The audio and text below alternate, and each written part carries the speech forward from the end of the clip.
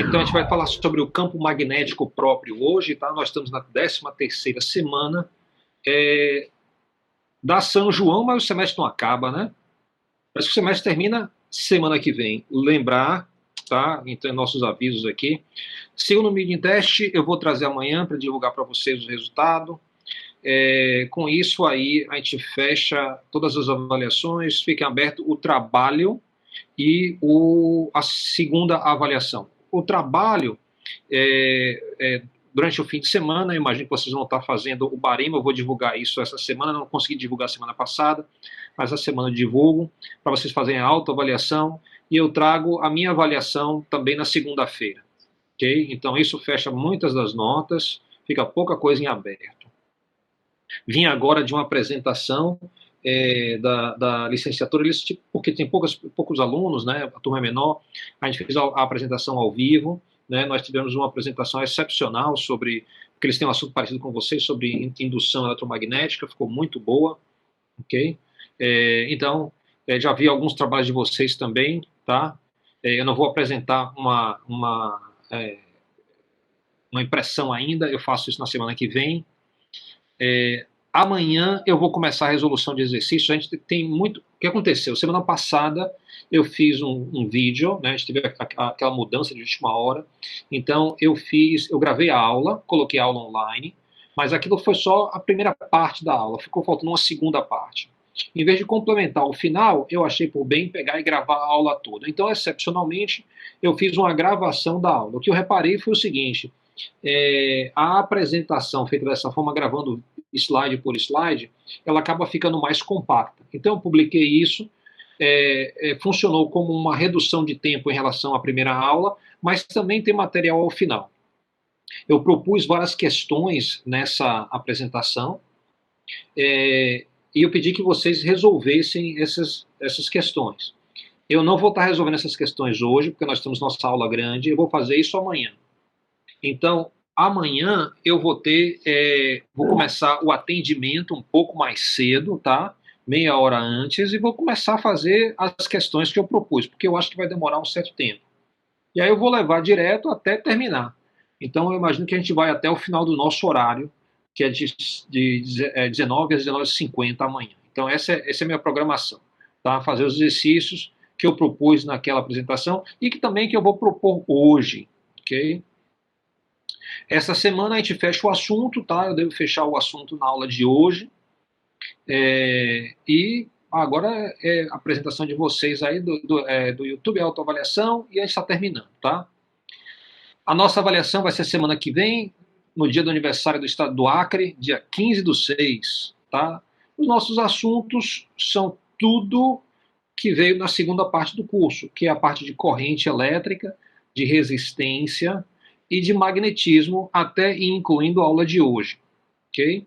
Então, eu devo, nas minhas questões, revisitar o mini-teste, o segundo mini-teste.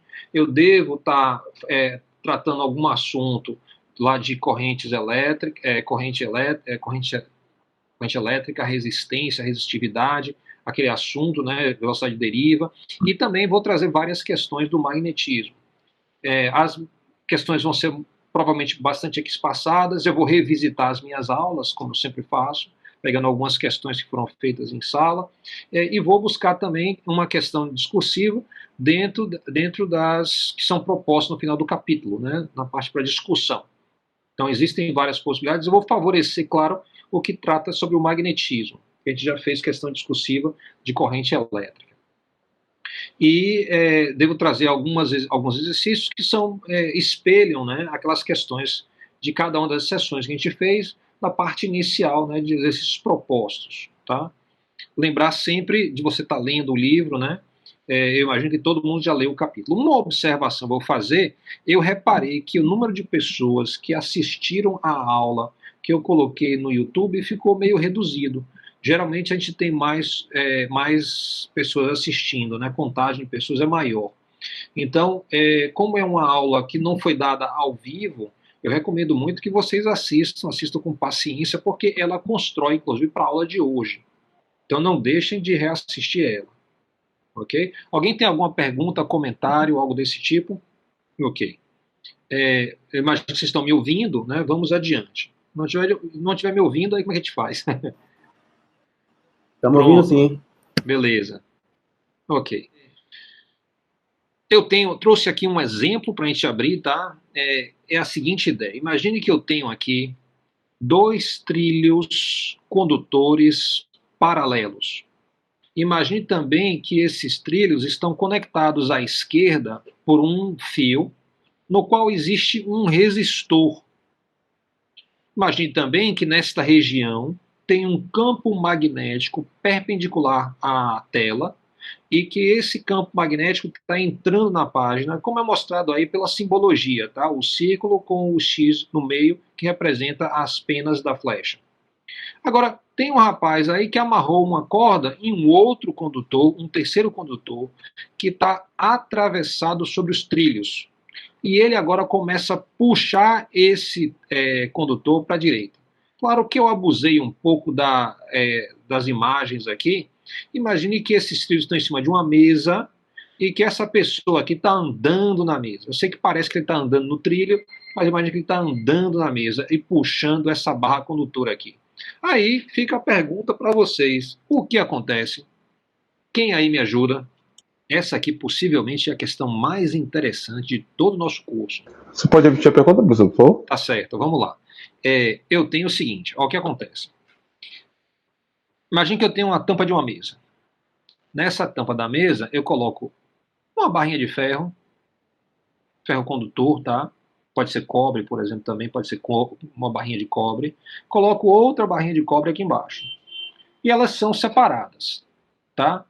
À esquerda, eu pego e soldo um fio que vai de um condutor até o outro, incluindo um resistor no caminho.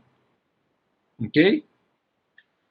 Depois, eu pego um rolinho condutor e coloco em cima dos dois trilhos. Esse rolinho aqui é uma barrinha, por exemplo.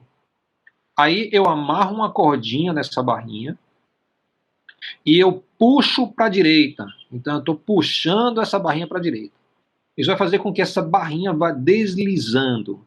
Aí a pergunta é, sim, e o que está acontecendo? O que é que acontece quando eu faço isso? Alguém tem algum palpite, alguma contribuição? O que é que pode ocorrer? Lembre que eu tenho um campo magnético aqui cortando a superfície da tela, tá? Entrando na tela, né? Então, isso é dado pela simbologia do círculo com um xizinho no meio, que representam as flechas de um vetor, tá? Então, campo magnético entrando na tela. Só tem umas perguntas aí. Vá, jogue duro. Existe uma DDP nesses condutores? Aparentemente, de início, não. Então, quando eu não estou puxando, não tem uma diferença potencial. Quando eu puxo, aí fica a critério de vocês dizer o que acontece. Mas não tem nenhuma bateria escondida, não tem uma pilha, não tem nada. Só tem isso mesmo que eu mostrei. A força é ajudada pela força magnética? Aí, onde é que você vê força magnética aqui? Ah, tem uma força aí que o cara está colocando. Vamos dizer uma força de puxão. Vou dizer, tem um puxão do rapaz. Aí você trouxe a ideia de uma força magnética. Onde é que você identifica uma força magnética? No mesmo sentido da força do rapaz, no caso? Aí não. Não vai ter uma força que ajuda ele a puxar, não. Não vai ter uma força que ajuda ele a puxar para a direita. Onde é que você vê uma força magnética? Olha, não é trivial isso não, viu? O que eu estou perguntando, trazendo para vocês como problema, não é trivial. Então, eu não vou dizer assim que eu espero que... eu olhei aqui, eu tive uma ideia. Eu quero realmente que você especule, que você traga ideias para a gente debater aqui e adiante. Ô, professor, Oi. como existe um campo magnético aí, quando ele puxa essa barra aí, ele não induz uma força eletromotriz, não? E como isso? Me explique por que você fala isso. Isso é muito interessante o que você está falando. Por que você fala isso? Deixa eu raciocinar um pouquinho aqui, professor. Tá no caminho bom danado aí. Alguém ajuda ele? Professor, Sim. No caso, a força magnética é sempre perpendicular à velocidade e o campo magnético. Eu penso que essa barrinha aí, condutora, ele subiria ou desceria? Sairia Tá, uma possibilidade, né?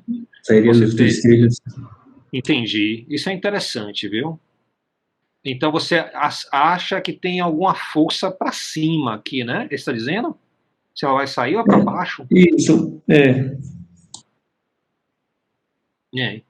Essas são ideias interessantes, tá? A gente vai passar aqui. Então vamos lá. Então vamos ver o que acontece, tá? O que a gente tem que pensar?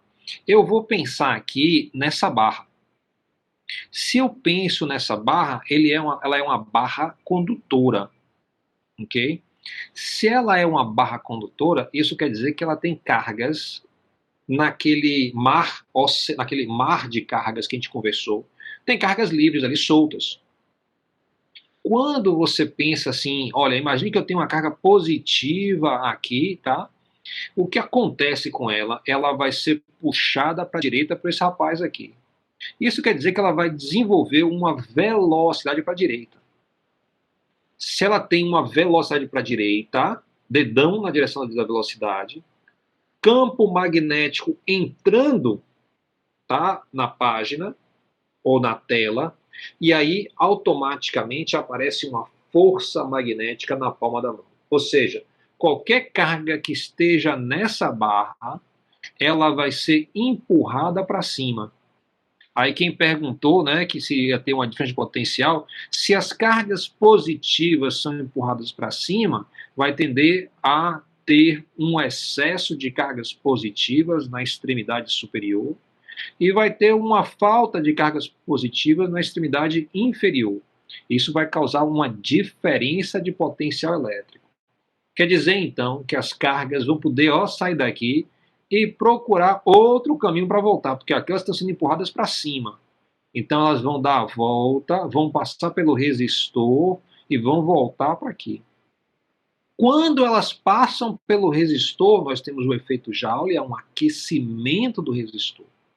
Tá? Então, o resistor dissipa a energia do circuito, energia elétrica, para o ambiente. Tá? Então, se dissipou energia, a gente tem que perguntar, olha, se a energia se conserva, de onde vem essa energia que está sendo dissipada? Aí, obviamente, a única força que você identifica aqui é o cara puxando. Tá? Então, vamos olhar isso em mais detalhe agora. Você vai ter o seguinte, esse cara vai puxar para a direita e ele vai puxar essa barrinha a uma velocidade constante, ok? Então ele aplicou uma força para a direita, desenvolveu uma velocidade constante enquanto ele se movimentou. Então nós temos aqui alguns símbolos que apareceram. Primeiro, campo magnético, B maiúsculo. Aqui embaixo eu estou dizendo que o campo magnético é constante e uniforme, ou seja, o campo magnético, o modo dele é igual a uma constante, ele é uniformemente distribuído, ok? Então, você sabe que o campo magnético sempre vai ter um valor numérico, tá? Não vai mudar com o tempo, por exemplo, nem no espaço. Aparece aqui também à esquerda o afastamento entre os dois trilhos, vai chamar de L, tá? O afastamento L. Aplicou uma força para a direita, com velocidade constante, ele andou. Então, você teve este movimento. Enquanto ele se movimenta a uma velocidade constante, a gente vai examinar o que acontece com uma carga positiva aqui, ó. Essa carga positiva que está na barra vai ter uma velocidade para a direita, enquanto ele puxa a haste. Dedão na direção da velocidade, campo magnético entrando na tela, força na palma da mão. Então vai haver uma força magnética bem para cima. Essa força magnética vai empurrar as cargas positivas dessa haste para cima. Então a parte de cima vai ficar mais positiva e a parte de baixo vai ficar mais negativa. Lembre-se que a força magnética, que a gente está usando a regra da direita, é descrita justamente como sendo o produto do valor da carga multiplicado pelo o produto vetorial entre a velocidade e o campo magnético. Muitas vezes a gente vai precisar da força magnética, porque a gente administra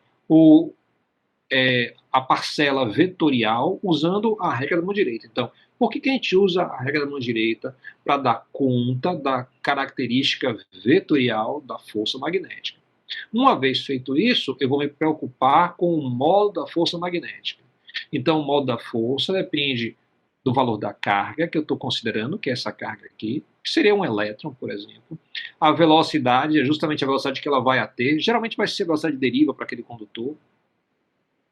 Vai ter também o campo magnético, que é esse campo magnético aqui, implícito está aqui atrás da tela, tem um polo sul, e na frente da tela tem um polo norte, fazendo esse campo magnético. Então, esse ímã que eu estou usando vai definir, né, a intensidade do campo magnético.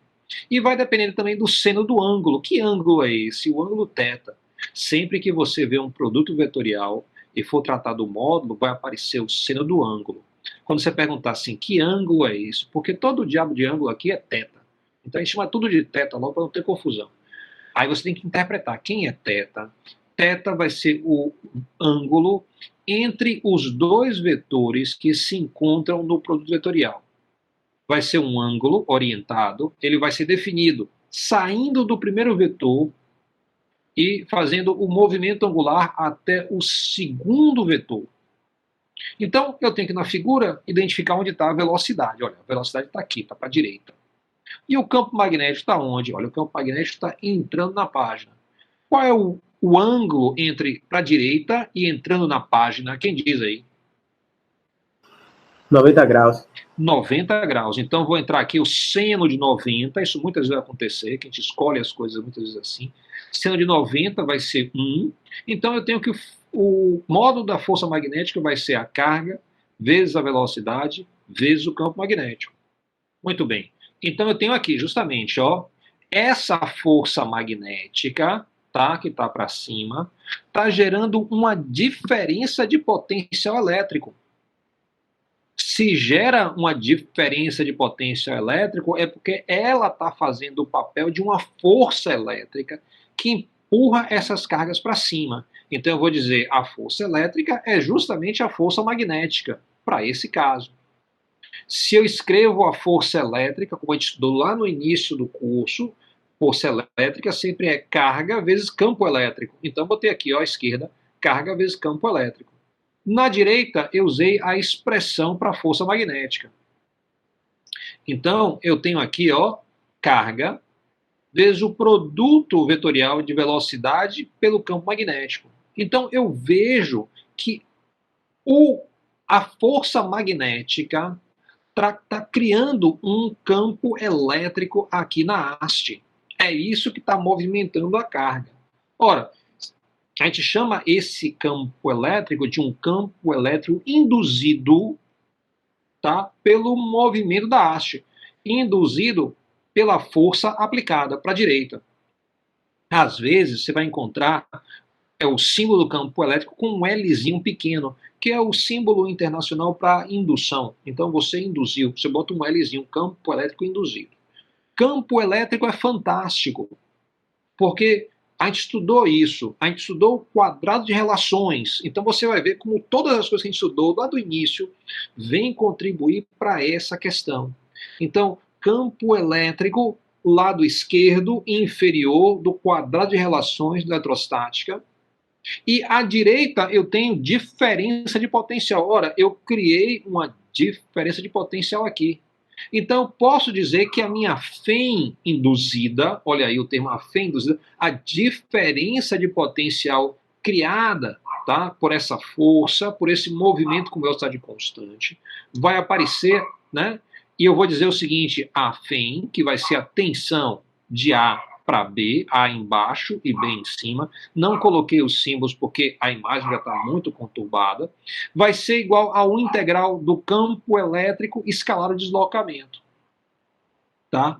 Como eu já estou escolhendo de ir para o negativo para o positivo, eu já sei que o resultado vai ser positivo, então não coloquei o negativo aqui como é de praxe, né? Porque eu já estou escolhendo aí sair do negativo para o positivo, né?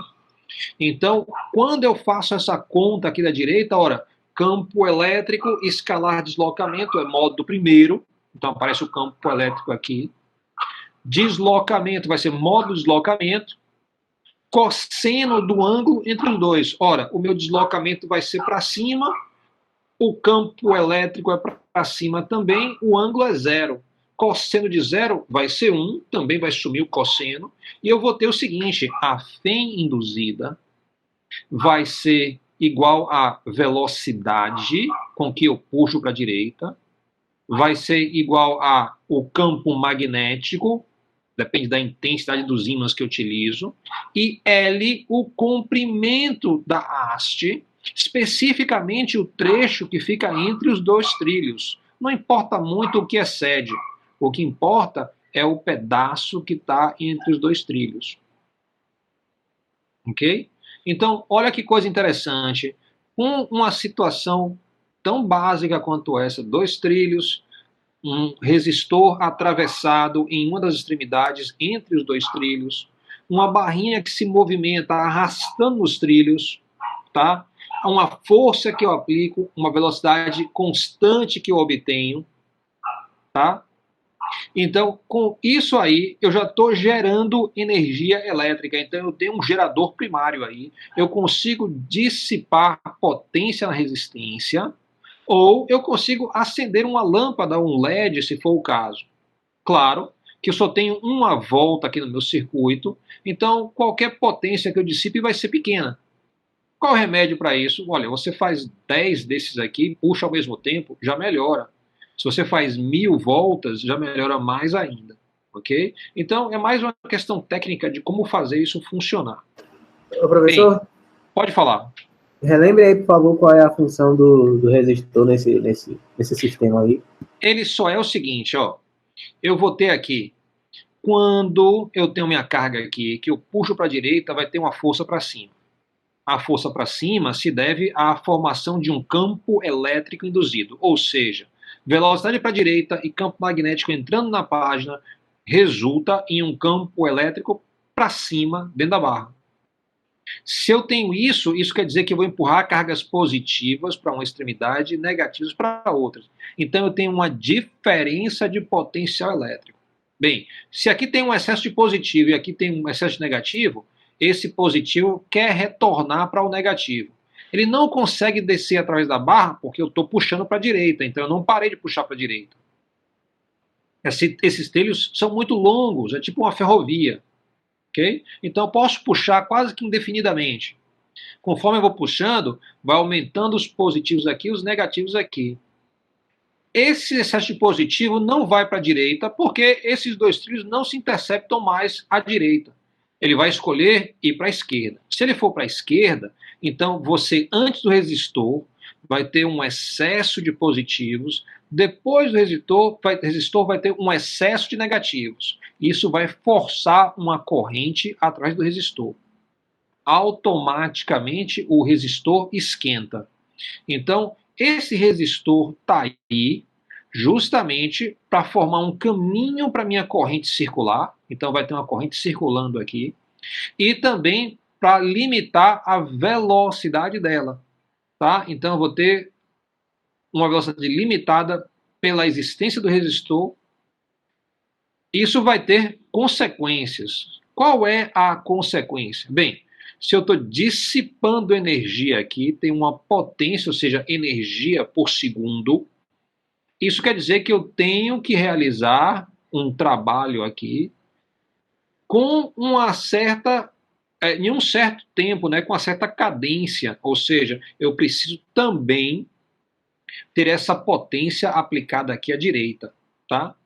O que é a potência direita? É o rapaz continuar puxando com uma força constante, mantendo essa velocidade constante. Na hora que ele para, cansei. Então essa carga não mais empurrada para a direita, não forma DDP, não circula a corrente, não dissipa a potência aqui. Então só vai acontecer quando ele está puxando para a direita e rapidamente ele vai encontrar uma velocidade constante. Nessa situação, eu vou ter uma corrente.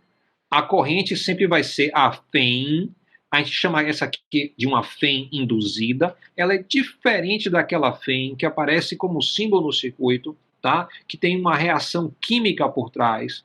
Ela é diferente de outras FEMs que nós já estudamos. Essa aqui é uma FEM induzida pela força aplicada, pela existência do campo magnético, e eu obtenho, então, uma velocidade constante, que vai ser a marca da FEM induzida.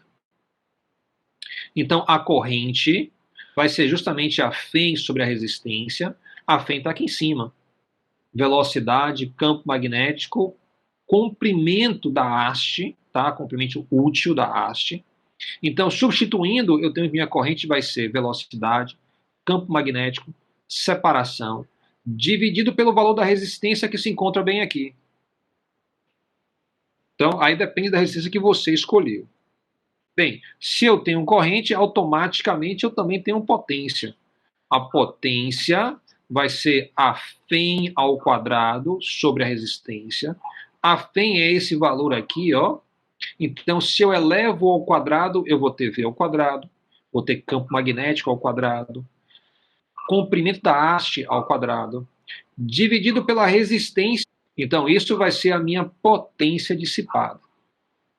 Isso quer dizer, em termos da conservação da energia, que esta pessoa que puxa vai ter que realizar um trabalho, tá, para viabilizar essa potência dissipada. Isso quer dizer que puxar essa haste não vai ser fácil. Por que que não é fácil? Aí a gente vai agora pensar em termos da corrente que está sendo gerada. Olha aqui a corrente, ó. Na haste, a corrente está subindo, a corrente atravessa o condutor de cima, no resistor ela desce, e ela atravessa o resistor de baixo e sobe pela haste novamente. Ora, corrente dentro de um campo magnético é força magnética, né? Então, como é que a gente descobre a direção da força magnética? Ó, aqui porque eu só vou ter no vídeo mesmo. O dedão na direção da corrente, dedão na direção da haste, aí subindo. Campo magnético entrando na página. Automaticamente, força magnética, e essa é uma força magnética diferente daquela que está para cima ali. A gente pode chamar isso de uma força magnética primo para a esquerda. Ela vai ser igual a corrente I vezes L, que é o comprimento da haste, vezes B, que é o campo magnético. E essa força, na taxa em que está sendo puxada para a direita, vai gerar justamente essa potência aqui. Se você quiser levar isso adiante, lembre que na mecânica, a potência é a força aplicada, essa força aqui, multiplicado pela velocidade. Então, isso vai dar a potência dissipada, né, pelo trabalho realizado pelo rapaz aqui, a potência transferida para o circuito. Vai ser justamente igual à potência dissipada no resistor. Então, quanto maior for o resistor, muito mais forte eu vou ter que puxar aqui. Ou então em menor tempo, né? Ou eu puxo mais forte, com a intensidade maior, ou eu puxo com a velocidade maior, né? Alguma coisa eu vou ter que fazer assim. E a potência, ó, vai ser maior também. Ou seja, quando eu puxo para a direita, automaticamente surge uma força para a direita.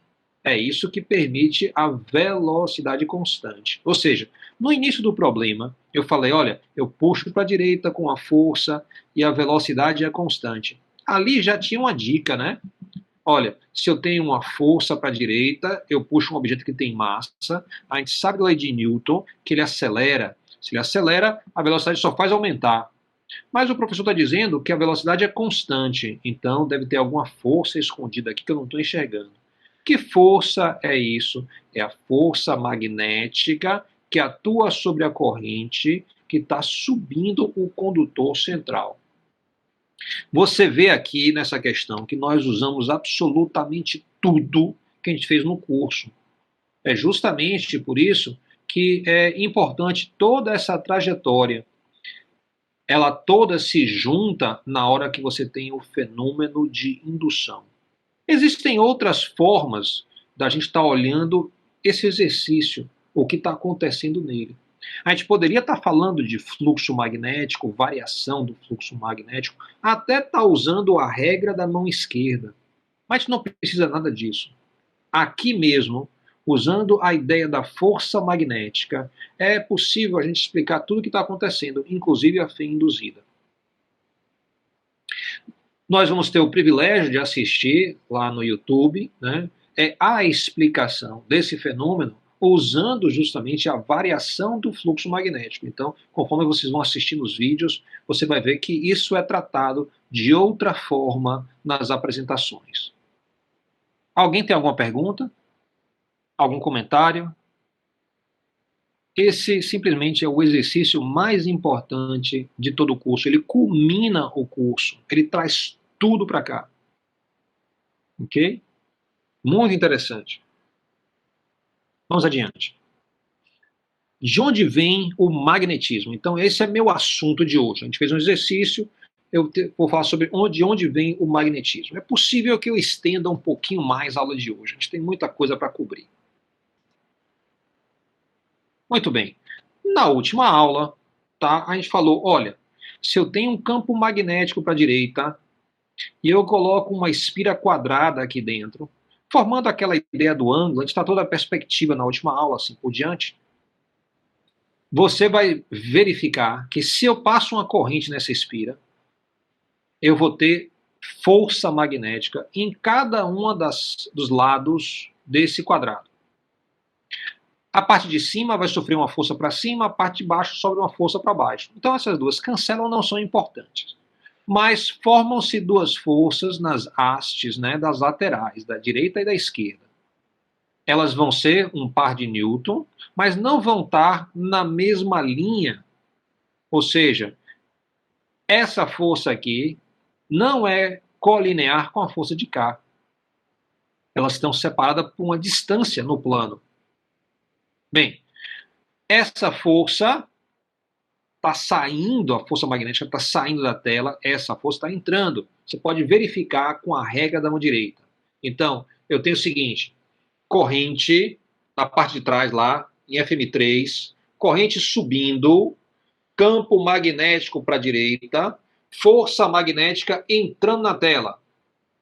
Na outra aqui, corrente descendo, campo magnético para a direita e FM1 saindo da tela.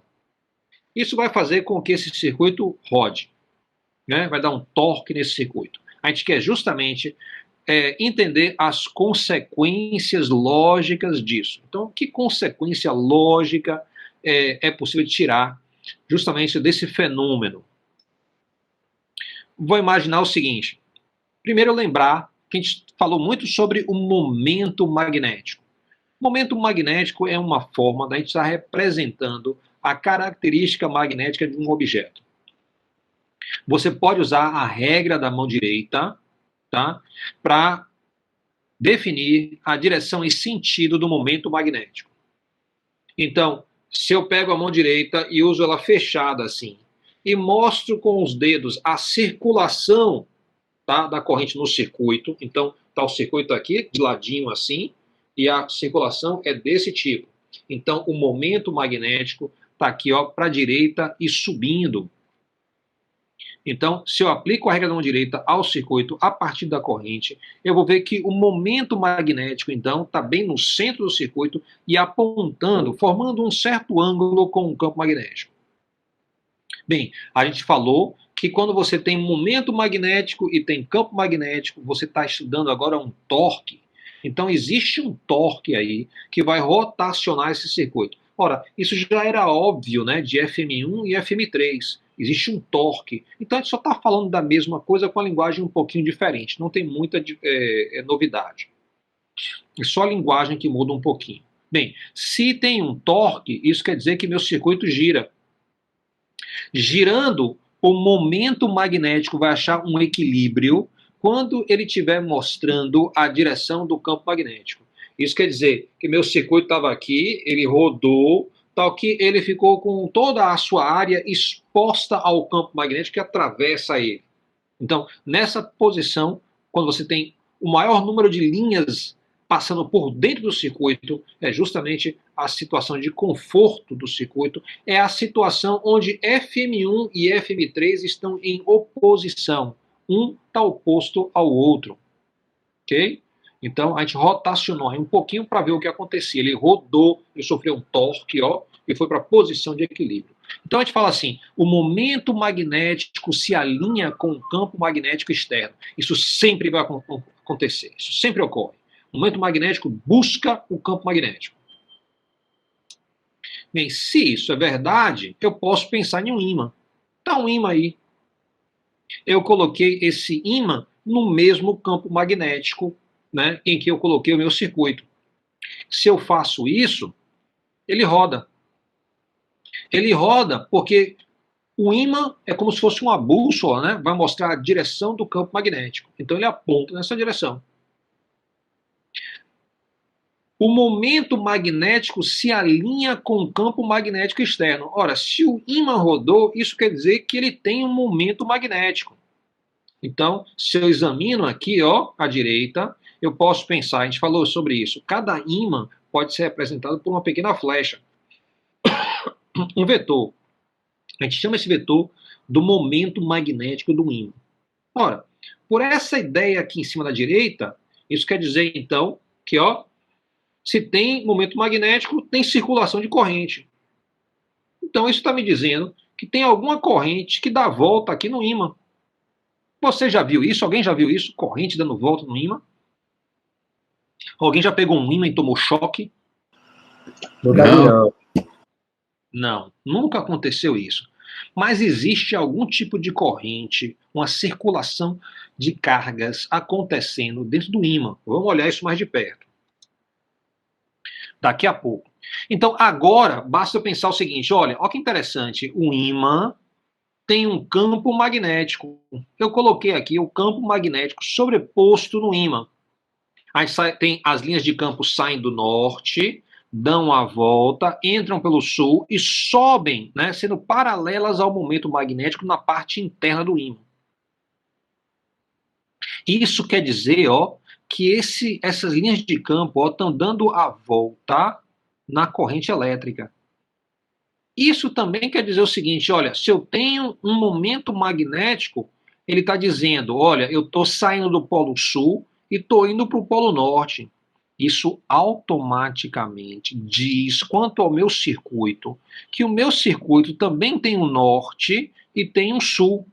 Porque ele está agindo como se fosse uma bússola. Aí você fala assim, mas o circuito não está apontando a direção do campo. Não, mas se você pegar o circuito e colar nele uma flechinha perpendicular à face do circuito, essa flechinha vai rodar e vai mostrar a direção de sul para o norte. Então vai estar alinhado direitinho com o campo magnético. Isso quer dizer, né, se tem um momento magnético, tem também circulação de corrente nos dois casos. Então, tanto a corrente de circulação garante que tem um momento magnético, como o momento magnético garante que tem uma corrente. Se tem momento magnético, também tem campo magnético. Isso quer dizer que meu circuito aqui na esquerda, ele tem um campo magnético. Então, eu vou sobrepor ao circuito o campo magnético dele. Esse é o campo magnético do circuito.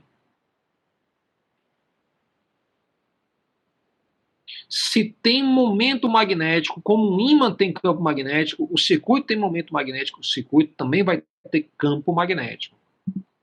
E isso é muito importante, porque está dizendo a gente, tá, que toda a corrente tem em torno de si, girando, tem um campo magnético. Aqui, ó, ele passa por dentro do circuito, dá a volta e entra de novo. A próxima linha dá uma volta maior e vai entrar pelo circuito de novo. Do outro lado também acontece a mesma coisa, mas a circulação aqui na esquerda está no sentido anti-horário e na direita está no sentido horário, ou seja, a circulação magnética vai depender do sentido da corrente. Na parte de cima, tá? Eu tenho a corrente vindo em direção a quem está olhando a tela. Na parte de baixo, eu tenho a corrente entrando na tela. Okay? A gente vai falar mais sobre isso para até entender melhor.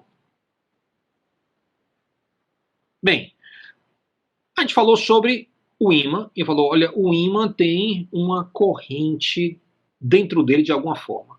Eu já peguei no ímã e nunca tomei choque. Vocês todos já fizeram isso, nunca tomaram choque. Que diabo de corrente é essa? Quer dizer que se eu for assistir o jogo na Fonte Nova, vou levar meu radinho de pilha, se a pilha acabar, eu posso tirar a pilha e colocar um ímã que vai rolar corrente também? Não, nada disso acontece.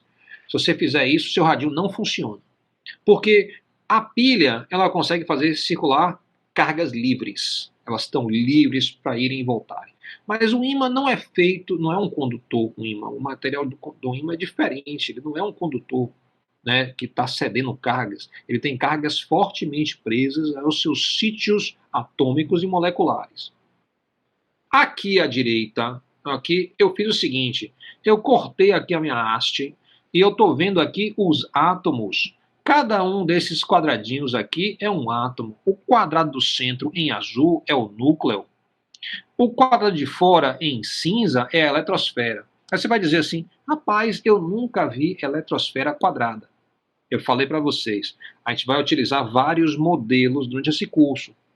Às vezes eles vão servir para ilustrar uma situação, né? Mas todos eles vão ter seus limites. O limite do que acontece aqui é que a circulação de elétrons segue ou uma esfera ou uma figura aquela figura do infinito, né? Ou então faz como se fosse pesos de academia, né? Uma coisa assim. Não fazem quadrados, tá? Então eu estou extrapolando aqui, mas vai servir para o nosso propósito. Então tá aí os elétrons circulando, tá? Em cada um dos seus átomos. Vamos então colocar direção e sentido para cada um deles. Pronto. Tá aí os elétrons em suas órbitas. Então nesse primeiro aqui à esquerda, você tem o seguinte, ó. Na parte de trás, o elétron vai para a esquerda, na parte da frente vai para a direita. Ó, e dá uma volta completa. Fica circulando aqui. No próximo átomo, a mesma coisa acontece. Elétron circulando. Próximo átomo, elétron circulando. Agora, o que você vai ver que é interessante aqui é o seguinte. Em termos de corrente elétrica, nesse trecho central aqui, ó, no átomo de cima, eu tenho uma carga com velocidade para a direita. Ora, isso para a gente é uma corrente. Eu tenho uma corrente para a direita. No de baixo, tá, eu tenho uma carga que se move para a esquerda. Ora, isso para a gente é uma corrente para a esquerda. Se você em um único lugar tem uma corrente para a direita e outra para a esquerda, o efeito global é nulo. Então, todas essas regiões entre os átomos, tá, as correntes elétricas se cancelam. E você fica, então, com a corrente elétrica, ó, virtual, digamos assim, ó, dando uma volta, ou seja, parece que uma carga se desloca, tá, dando uma volta em todo o perímetro do ímã. Então, se eu fiz um corte aqui, a minha corrente está circulando aqui, ó, na superfície do ímã. Essa corrente a gente chama de corrente fixa, porque cada um dos elétrons está preso em seu sítio e não está livre para sair perambulando pelo material. Mas o efeito global é que você entende que existe uma circulação de cargas. Se tem uma circulação de cargas, pela regra da mão direita, campo magnético seguindo o dedão. Ou seja, ó, corrente assim, momento magnético para cá. Sul embaixo, norte em cima. Alguma pergunta? Bem, a gente pode pensar assim, ó. Cada um desses átomos tem um momento magnéticozinho. A soma dos momentos magnéticos dessa camada e de todas as outras camadas, subindo e descendo aqui nesse ímã, podem ser somados, porque o momento magnético é um vetor, né? Então, soma vetorial. Se você fizer a soma vetorial de todos os momentos magnéticos, isso vai dar o momento magnético de um ímã. Ou seja, cada um dos átomos contribui com o seu momento magnético para o momento magnético do ímã. Isso é muito bom. A gente explicou muita coisa agora. Principalmente, a gente viu a origem, né, da característica magnética da matéria. Ela vem a nível atômico da circulação das cargas nas atmosferas, que quer queira ou não, constituem correntes elétricas a nível atômico. Isso vai dar aos materiais propriedades magnéticas, porque vai dar aos materiais momentos magnéticos. A gente começou lá essa parte do magnetismo, né, justamente com essa imagem aí. A gente falando sobre o campo magnético, né? Então a gente disse, se você tem uma corrente, tem alguma coisa que dá volta. A gente perguntou o que é isso, né? Agora a gente tem a condição de responder. Em torno de cada uma das correntes existe uma circulação magnética. Tem um campo magnético dando voltas, né? A gente pode falar agora do campo magnético próprio de uma corrente. Então, ele não está dentro, o condutor não está dentro de um campo magnético externo, como no exemplo anterior. A gente vai começar agora a falar do campo magnético próprio da corrente. Nunca misture essas duas coisas. Então, é como se na transição do slide antepenúltimo para o penúltimo, a gente tivesse ali uma linha dizendo, olha, daqui para trás do que a gente já viu, a gente falou de campo magnético externo. Daqui para frente, a gente vai falar de campo magnético próprio. Então, é o campo magnético gerado pela corrente. Se eu tenho um fio e passo uma corrente, o fio é reto, então chama-se uma corrente retilínea, tá? Gera-se um campo magnético, de acordo com a regra da mão direita, ó, dedão para cima, campo magnético dando volta no condutor. Conforme meu desenho aí. Note que as linhas de campo não nascem em nenhum lugar, não morrem em nenhum lugar, elas dão volta. Isso nos diz a seguinte informação. Lá na parte elétrica, as linhas de campo nasciam nas cargas elétricas. Como as linhas de campo magnéticas não nascem em nenhuma carga, isso quer dizer que não existem cargas magnéticas. Que maluquice é essa? Imagine que você poderia ter carga elétrica, positivo e negativo, e poderia ter carga magnética, Norton e Coulomb, por exemplo. E você podia sair da natureza dizendo assim, as linhas de campo nascem nos Nortons e vão morrer nos Coulomb, só falta eu achar essas cargas. Bem, de fato, essa hipótese foi levantada na ciência, o pessoal saiu procurando e nunca encontrou. Chamam-se os monopolos magnéticos. Então, nós nunca conseguimos encontrar pequenas partículas que tivessem um dos polos magnéticos. A gente sempre encontrou o que? Circulação elétrica que gera linhas de campo magnéticas fechadas, sem nascer em nenhum lugar, sem morrer em nenhum lugar, dá uma volta completa. Bem, se eu coloco uma bússola nesse campo magnético, o campo magnético roda a bússola tal que ele mostra a direção. Ou seja, essa bússola aqui tá mostrando a direção que é tangencial. Observe, e no sentido da circulação magnética.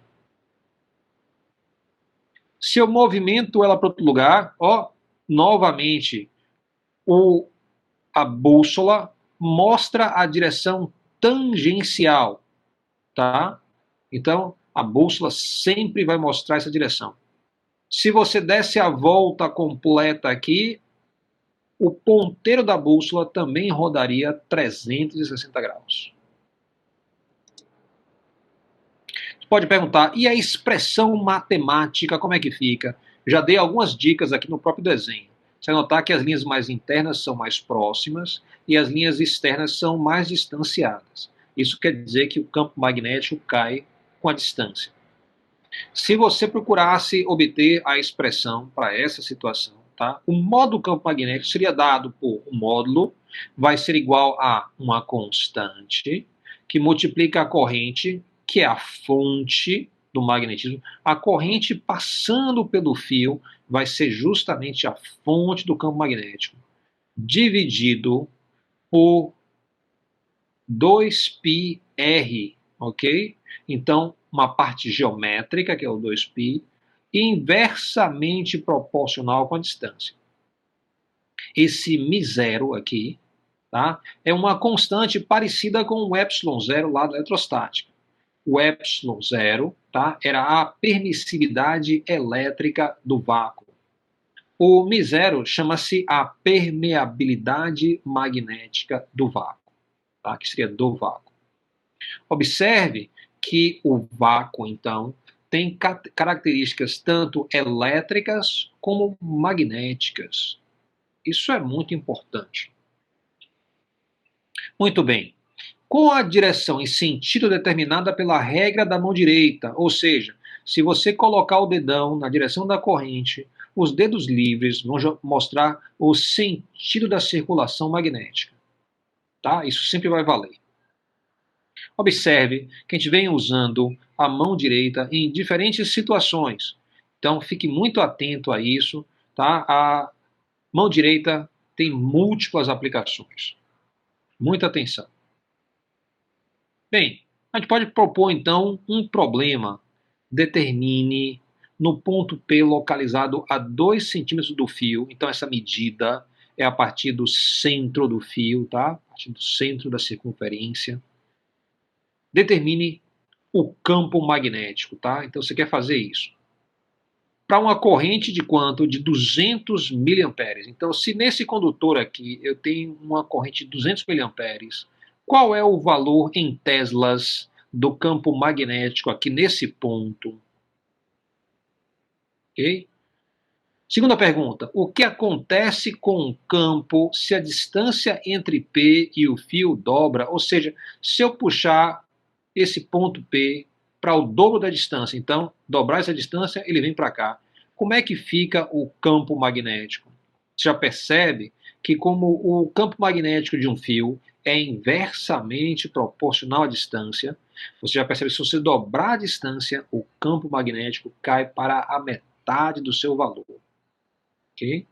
Então, isso é muito interessante. Isso é muito parecido com o campo elétrico de um fio. O campo elétrico de um fio também cai com a distância. A gente mostrou isso lá na primeira unidade. De fato, se você tivesse um tradutorzinho, tá, entre o que é as equações que são da eletrostática para as equações que estão no magnetismo, você ia encontrar um paralelo muito interessante. Ou seja, dá para você olhar uma equação da eletrostática e chutar como seria a equação do magnetismo. Vai ser a mesma coisa? Não, vai ser bem diferente, porque senão a gente não chamava nem de magnetismo, a gente chamava de eletrostática tudo. Então é bem diferente, né? A gente falou sempre que o campo magnético vai vir inaugurando a terceira dimensão, ou seja, você vai precisar sempre de uma regra da mão direita lá, com 3 orientações. Aí você vai ter o espaço tridimensional para trabalhar, então vai ser bem diferente. Nisso aqui, então, você pega aquela equação anterior, faz a conta 2 vezes, um para a distância de 2 centímetros, depois para a distância de 4 centímetros, permite você se acostumar com as constantes, se acostumar com as grandezas, né? E isso facilita muito o entendimento do assunto. Então, primeiro exercício proposto, traga isso amanhã para a gente estar corrigindo. Segundo exercício também bem interessante. Nesse exemplo aqui, eu vou ter minha corrente aqui. Eu não coloquei o valor da corrente, eu posso usar a mesma corrente do exercício anterior. Para facilitar a conta, usar uma intensidade de 200 miliamperes. Você está vendo aí na tela, 2 condutores, eles são separados, não estão conectados aqui não. Professor? Pode falar. Vamos voltar rapidinho só para tirar uma foto da questão? Sim, fique à vontade.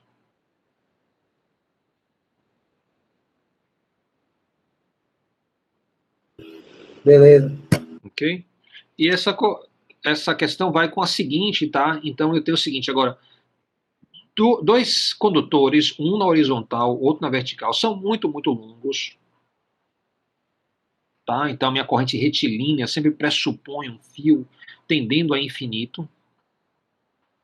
Então eu vou ter um campo magnético gerado por essa corrente, outro campo magnético gerado por essa outra corrente.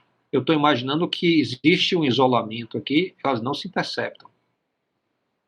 Então eu quero campo magnético no ponto A Depois eu quero outro cálculo para o campo magnético no ponto B, outro cálculo do campo magnético no ponto C e outro para o ponto D. A distância aqui, isso aqui é um quadrado de 4 centímetros por 4 centímetros. Então você vai poder aproveitar a conta do exercício anterior.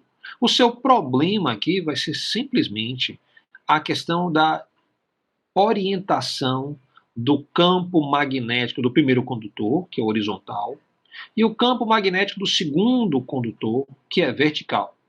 Porque o campo magnético é uma grandeza vetorial, então se é uma grandeza vetorial, você sabe que o campo magnético em A vai ser a soma vetorial do campo magnético em A devido à corrente 1, mais o campo magnético em A devido à corrente 2. E aí você vai repetir isso para cada um dos cantos, porque vai ter resultados diferentes. Por que vai ter resultado diferente? Devido à orientação do campo magnético, que vai ser determinado pela regra da mão direita. Então, vamos tentar ir no ponto A. Corrente para a direita, campo magnético dá a volta assim. Isso quer dizer que na parte de baixo desse fio, ele está entrando na tela, na parte de cima ele está saindo da tela. Corrente subindo, regra da mão direita. Ó, campo magnético dando a volta no condutor, na corrente. Isso quer dizer que à direita, o campo magnético está entrando no quadro, à esquerda, o campo magnético está saindo do quadro. Então, se você fizer essa análise para A, B, C e D, você vai ver que você vai ter duas respostas diferentes, né? Devido às 4 situações. Então você vai encontrar 2 respostas, depois mais 2 respostas. Ok. Então, vou deixar isso aí para vocês fotografarem, tá? E façam o exercício casado com o exercício anterior. Fundamental esses exercícios, tá? Então, tente fazer para a gente corrigir isso amanhã, começando um pouco mais cedo. Muito bem. E como se obtém o campo magnético? Tem um problema de acento aí na frente. De uma corrente percorrida por um fio muito longo, ok? Então, que percorre um fio muito longo. Então, uma corrente aqui subindo, esse fio é infinito. Como é que você obtém aquela expressão? A gente já sabe a expressão. B é igual a μ0i sobre 2πr. De onde é que veio aquilo? Bem, eu vou imaginar o seguinte, que esse condutor é dividido em pequenos pedaços. Eu vou chamar isso aqui um elemento fonte de campo magnético. É um pedaço de fio, dl, que passa uma corrente aqui. Então essa aqui vai ser a minha fonte, I vezes o dl. Isso vai provocar um campo magnético aqui em P. Como é que fica esse campo magnético? Então, ó, esse elemento aqui, fonte, está a uma distância r do ponto P. E esse aqui é o versor de R, ó, que mostra a direção. O versor sempre é da fonte e aponta na direção onde você quer calcular o campo magnético. O campo magnético, então, tem uma pequena fonte, vai causar um pequeno campo nessa parte da direita aqui embaixo.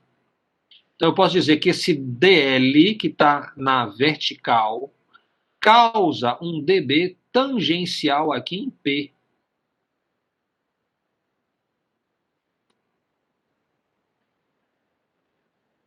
A gente tem uma lei, tá, no magnetismo, chamada a lei de Biot-Savart. Essa lei diz o seguinte, que um pequeno campo é produzido por um elemento fonte e ele cai com um quadrado da distância. Essa expressão aqui, tá, está para o magnetismo, assim como a expressão para o campo de Coulomb está para a eletrostática. Permite você calcular campos magnéticos. A lei de Biot-Savart, tá, no magnetismo é equivalente a lei de Coulomb na eletrostática. Okay? Permite calcular o campo magnético a partir das suas fontes. A gente vai estar fazendo isso? Não. Eu vou deixar aqui só indicado. Ó. Então, se eu souber um dB, eu sei calcular o campo magnético. É só integrar para todos os DLs aqui do fio, sair somando. E se eu fizer isso, o que acontece? Se você fizer direitinho, no livro está feito, você deve ir lá examinar, aproveitar que está estudando. Você vai ter o seguinte resultado.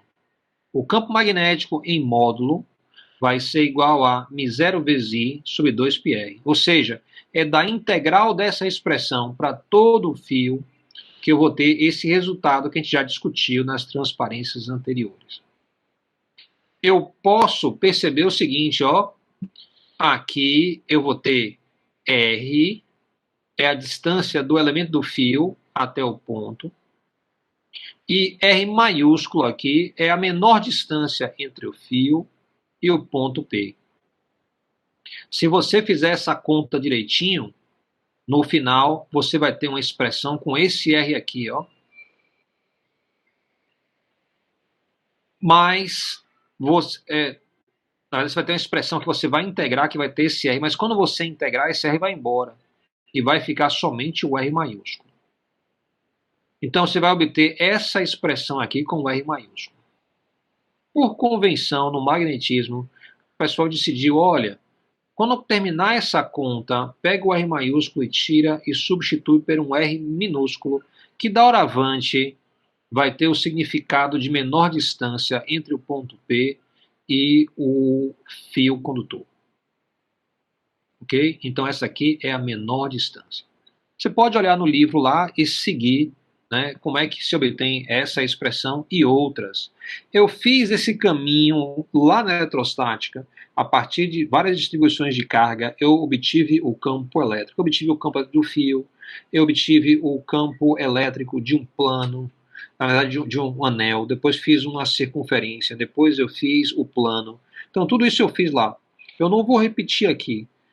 As deduções são muito parecidas. Só muda o quê? O caráter vetorial. Aqui você vai ter o produto vetorial. Mas isso é difícil? Não é fácil. Quando você tem um produto vetorial, você vai substituir por módulo do primeiro, módulo do segundo, seno do ângulo entre os dois. Ok? Então, esse DL vetorial V sur R vai ser aqui, ó, DL V sur R, ângulo entre os dois. Ok? Muito bem. Veja o livro para detalhes. Eu não vou estar fazendo, nem vou estar cobrando de vocês. O que eu quero é o seguinte. A gente percebeu lá que a partir de diferentes correntes eu posso fazer aquela conta e obter diferentes expressões. Quais vão ser as expressões que eu vou trabalhar nesse curso? Quais são as expressões, os campos magnéticos importantes para a área da mecânica? Então, com certeza é o campo magnético de um fio, né? Então, em fiação você vai ter campo magnético, vai ser importante. Vai ser importante o campo magnético de um anel.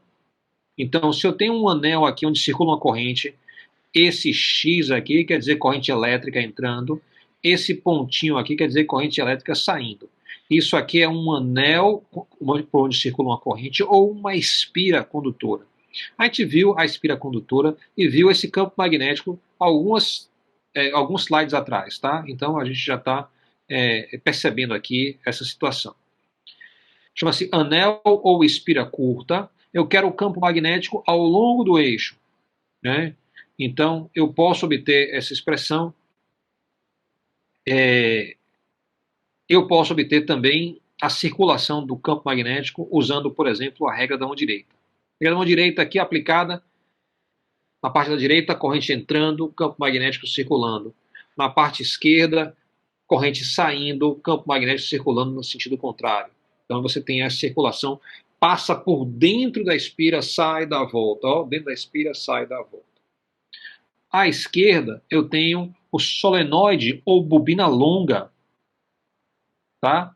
Então, eu vou ter, ó, um fio que dá várias voltas, ou seja, várias espiras. Eu vou chamar de solenoide. Se eu passo uma corrente aqui, nesse fio, eu vou ter um campo magnético. É como se fosse esse campo magnético aqui repetido várias vezes, causando uma circulação magnética mais ampla, maior.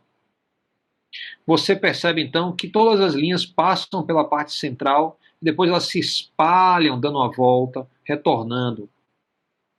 Essas linhas de campo magnéticas, então, estão passando pelo interior. Note a densidade de linhas. É onde eu tenho mais linhas por unidade de volume. Isso quer dizer que o campo magnético é muito mais intenso na parte de dentro de um solenoide. Note que na parte externa existe campo magnético, mas ele deve ser bem fraquinho. Ele cai como sendo 1 sobre a distância.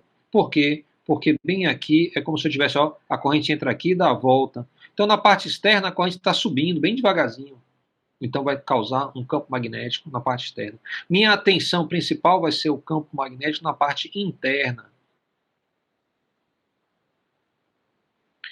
Você pode abrir esse solenoide e note novamente que eu vou usar a regra da mão direita para definir a direção do campo magnético. Se eu abro, corto no meio e penso em termos das correntes, as espiras da direita eu tenho corrente entrando, as espiras da esquerda eu tenho corrente saindo. Regra da mão direita, então, circulação da corrente, entra à direita, sai à esquerda. Dedão para cima, campo magnético é para cima, momento magnético é para cima. Ou seja, esse solenoide ele vai agir como um ímã, ele vai ter norte, vai ter sul, mas principalmente na parte interna, note aí que as linhas são espaçadas de forma muito regular. Isso para a gente sempre é a dica, tá, de que existe um campo magnético uniforme. Então, nesse curso a gente falou muito sobre campo magnético uniforme. A gente falou, olha, entre os polos de um ímã, se você botar um embaixo, outro em cima, você consegue criar uma região onde o campo magnético é aproximadamente uniforme. Outra forma de criar um campo magnético uniforme é você utilizar a parte interna de um solenoide. Quanto mais longo for o solenoide, mais uniforme é o campo magnético. Aí você vai ver, na esquerda você tem uma espira, à direita você tem várias. Você poderia ter até algumas espiras na esquerda, 2 ou 3, mas à direita você teria 1000, 2000. Como é que eu sei se é uma bobina longa ou uma bobina curta? Basicamente você vai pensar assim, se você tiver a altura, pelo menos, no mínimo, 3 vezes a largura do solenoide, então você sabe que ele é uma bobina longa. Se a gente pensa em termos das expressões matemáticas, o campo magnético está ao longo do eixo, né, de uma bobina, de uma espira, tá? Eu tenho μ0i sobre 2πr. Na verdade, ele vai ficar duas. Essa expressão não está certa, não. Ela seria μ0i sobre 2r, mas depois eu vou corrigir isso. Principalmente eu tenho interesse nessa da direita. N vai ser o número de voltas da espira, ou seja, quantas vezes dá a volta aqui. L vai ser o comprimento. N minúsculo vai ser justamente a densidade de voltas, ou seja, L é o comprimento da espira todo, de cima para baixo, 10 centímetros, 15 centímetros. Se eu dei 1000 voltas em 10 centímetros, então eu vou ter 1000 dividido por 10, que vai dar, então, lembre que é metro, né? Então o 10 vai ser 0,1, o que vai dar, então, uma densidade de voltas de 10.000 voltas por metro. Com ele, eu consigo calcular o campo magnético, que em termos do módulo, vai ser igual a μ0 vezes N pequeno vezes I da corrente. Ok? Então, essa vai ser justamente a forma de calcular o campo magnético na parte interna da espira. Na parte externa, eu não vou me preocupar com isso.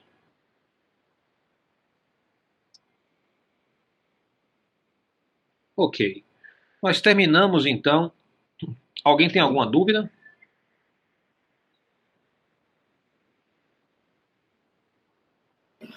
Professor, eu queria entender de fato o que é o momento magnético. Eu não entendi muito bem, não. Tá, repare só, a gente definiu isso na última aula, a gente falou o momento magnético representa a característica magnética. Então, se eu pensar aqui na bússola, ó, você pode pensar nesse ponteirinho como um ímã. O ímã, deixa eu falar assim, ó, se eu tivesse um dipolo elétrico, tá, uma carga positiva, uma carga negativa, e eu quisesse descrever, eu vou mandar encomendar um dipolo elétrico. Então, eu tenho que escrever a informação para mandar para o cara que faz, tá? Aí eu teria que dar toda a informação para ele me dar um dipolo elétrico conforme eu queira. Que informação eu teria que dar? Lembre que o dipolo elétrico é feito de um positivo, de um negativo, que é separado por uma distância fixa. Digamos aí, ele está preso no final de um pedacinho de pau. Então, isso é um dipolo elétrico. Então, quais são as informações que eu tenho que passar para quem vai fazer? Eu tenho que passar o valor da carga positiva e da negativa, que são iguais, e eu tenho que passar a separação. Quando eu passar essa informação para ele, vai dizer, pronto, é tudo o que eu preciso para criar um dipolo elétrico. Bem, se você quisesse criar um ímã, tá? Quais são as informações que eu teria que passar para uma pessoa? Olha, eu vou te dar todas as características do ímã, porque eu vou fazer um experimento aqui, tem que ser um ímã certinho, direitinho. Vou passar para você, você vai construir para mim. Aí o cara, tá bom. Quais são as informações que eu vou ter que passar para ele? Eu só vou precisar passar o momento magnético. Vai definir tudo sobre o ímã. O que é o momento magnético? Primeiro, em termos do módulo, o módulo do momento magnético, o módulo do momento magnético é a corrente multiplicada pela área do meu circuito. Então, se eu tenho uma única espira, é a área da espira. Se a espira é quadrada, é lado vezes lado. Se a espira é circular, é πr ao quadrado. Então, eu calculo a área em metros quadrados e multiplico pela corrente e eu vou ter o momento magnético para esse circuito. E em termos de direção e sentido, como é que ele fica? Ele é sempre perpendicular à superfície, tá? Então, ó, como é que eu obtenho esse momento magnético aqui? Para o átomo, eu calculo a corrente que o elétron gera em torno aqui, ó, multiplicada por essa área, e boto ele perpendicular à superfície, usando a regra da mão direita. Então, direção e sentido, regra da mão direita, módulo, I vezes a área. E o que é que ele representa? Ele representa todas as características de um ímã. Isso quer dizer que eu posso substituir esse ímã por um único momento magnético? Posso. E qual vai ser a corrente? Qual vai ser a área? Olha, essa corrente, ela está aqui, é a circulação elétrica, como eu falei aqui, ó, como eu descrevi para esses átomos aqui, todos arrumadinhos. Então, você não vai poder botar um amperímetro para medir. Mesmo assim, esse objeto vai ter um momento magnético equivalente a um solenoide. Então, eu vou ter o momento magnético por comparação. Claro, com a matemática um pouco sofisticada e ao conhecimento da química do material, eu poderia calcular exatamente a circulação elétrica dentro daquele material. Então, isso é feito, é possível fazer. Não recomendo.